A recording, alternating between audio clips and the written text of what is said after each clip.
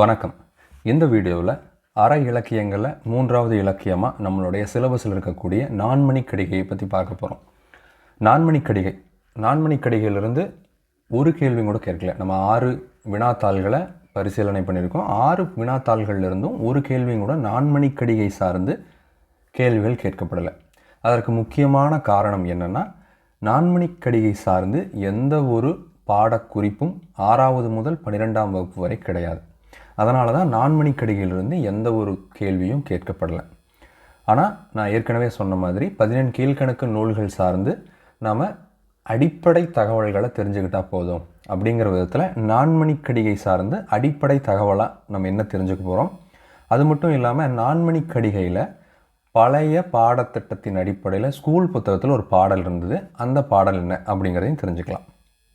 First Nanmani கடிகையை எழுதியவர் விளம்பி நாகனார். விளம்பி அப்படிங்கிற ஊரில் பிறந்த நாகனார் அப்படிங்கிறவர் தான் இந்த நான்மணி கடிகையை எழுதுகிறாரு.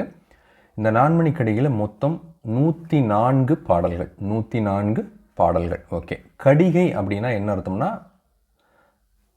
நாம் உபயோகப்படுத்துகிற ஆபரணம், அதாவது ஜுவல், ஏதாவது தங்க நகை போடுறோம் இல்லைங்களா, அதை மீன் பண்ணுறது தான் கடிகை அப்படிங்கிற வார்த்தை. இந்த கடிகைங்கிறதுக்கு இன்னொரு அர்த்தமும் இருக்குது.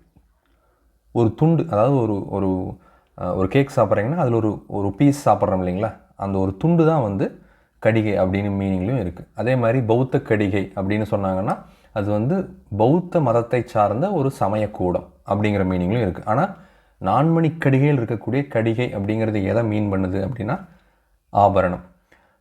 4 மணி கடிகை அப்படின்னு நீங்கள் பிரிச்சுக்கிட்டிங்கன்னா 4 மணி, அதாவது 4 மணிகளை உடைய ஆபரணம் அப்படிங்கிற மாதிரி இந்த பெயர் விளக்கப்படுது. இந்த பெயருக்கான காரணம் என்னென்னா, ஒவ்வொரு பாடல்களிலும் 4 கருத்துக்களை சொல்லியிருப்பாங்க, அவ்வளோதான். நான்மணி கடிகையில் இருக்கக்கூடிய ஒவ்வொரு பாடல்லையும் 4 கருத்துக்கள் சொல்லப்பட்டிருக்கும்.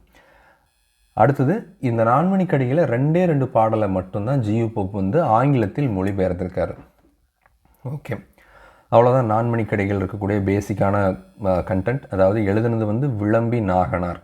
ஓகேங்களா, விளம்பி நாகனார். கடிகைனா ஆபரணம். அதே நான்மணி கடிகைனா 4 மணிகளை உடைய ஆபரணம். மொத்தம் 104 பாடல்கள்.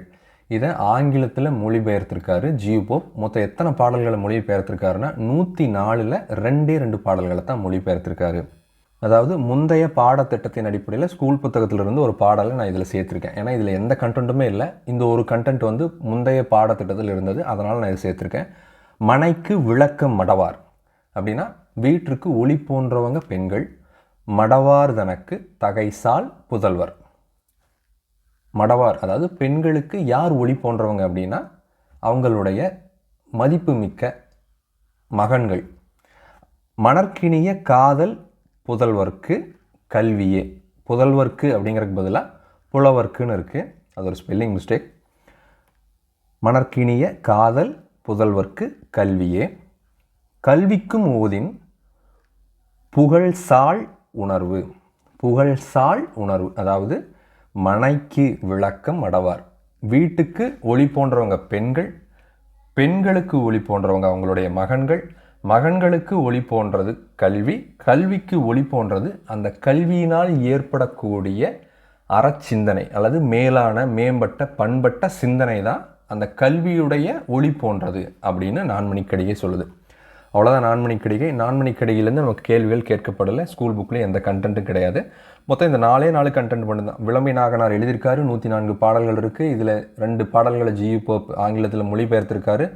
கடிகைனா ஆபரணம், நான்மணி கடிகைனா 4 மணிகளை உடைய ஆபரணம். அவ்வளோதான். தேங்க்யூ.